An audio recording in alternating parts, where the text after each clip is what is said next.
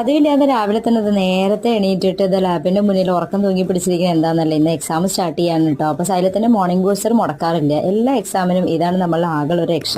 Exam ടൈമിൽ മാത്രമല്ല കേട്ടോ, അല്ലാന്നുണ്ടെങ്കിലും കംപ്ലീറ്റ് ആയിട്ട് സൈലത്തിന്റെ ആൾ തന്നെയാണ് ആമി. ഇത് പുറത്തിറങ്ങി കഴിഞ്ഞപ്പോൾ മഴക്കാറാണോ മഞ്ഞാണോ എന്ന് മനസ്സിലാവുന്നില്ല, ചെറിയൊരു മൂടിക്കെട്ടലൊക്കെ ഉള്ള പോലെയുണ്ട്. ഇനി നേരിട്ട് നമ്മളെ പണി ഇതിന്റെ കൂടെ നടക്കണല്ലോ. ആമിയുടെ ക്ലാസ് കേട്ടുകൊണ്ടിരിക്കുമ്പോൾ തന്നെ നമുക്ക് പോയിട്ട് ചായ വെക്കാനും ബാക്കി കാര്യങ്ങളൊക്കെ റെഡിയാക്കണം. എക്സാം ആയതുകൊണ്ട് സ്കൂൾ ഉച്ചവരെയുള്ളൂ, അപ്പൊ ചോറിന്റെ ഒന്നും ആവശ്യമില്ല കേട്ടോ. അടുക്കളയിൽ നിന്ന് കുറച്ച് കഴിഞ്ഞ് വന്ന് നോക്കുമ്പോൾ ഇതാണ് ഇവിടുത്തെ അവസ്ഥ. പഠിച്ച് പഠിച്ച് ക്ഷീണിച്ചൊരു സൈഡിലേക്ക് ചെരിഞ്ഞിട്ടുണ്ട്. പഠിച്ച് പഠിച്ച് ക്ഷീണിച്ച ആൾക്കാരെ കണ്ടിട്ടുണ്ടോ? അതാണ് ഈ സംഭവം. കാരണം പഠിത്തമൊക്കെ കഴിഞ്ഞ് കഴിഞ്ഞപ്പോൾ വല്ലാത്ത ക്ഷീണം കുട്ടിക്ക് പിന്നെയും ഉറങ്ങിയാലോ എന്ന്. അപ്പൊ ആളിത് സൈക്കിൾ എടുത്തും കൊണ്ട് ഒന്ന് രണ്ട് റൗണ്ടിന് വേണ്ടിയിട്ട് ഇറങ്ങിയിട്ടുണ്ട്. എല്ലാം കഴിഞ്ഞ് ബ്രേക്ക്ഫാസ്റ്റിന് വേണ്ടിയിട്ട് ഞാൻ ദോശയും കറിയും കൂടി ഉണ്ടാക്കി കൊടുത്തിട്ടുണ്ടായിരുന്നു. പക്ഷെ അതൊന്നും വേണ്ട, ആൾക്ക് ഇന്നലെ സ്കൂളിൽ നിന്ന് കൊണ്ടുവന്ന വെണ്ടയ്ക്ക മാത്രം മതി എന്ന് പറഞ്ഞിട്ട് അതും കൂട്ടിയിട്ടാണ് കഴിക്കുന്നത്.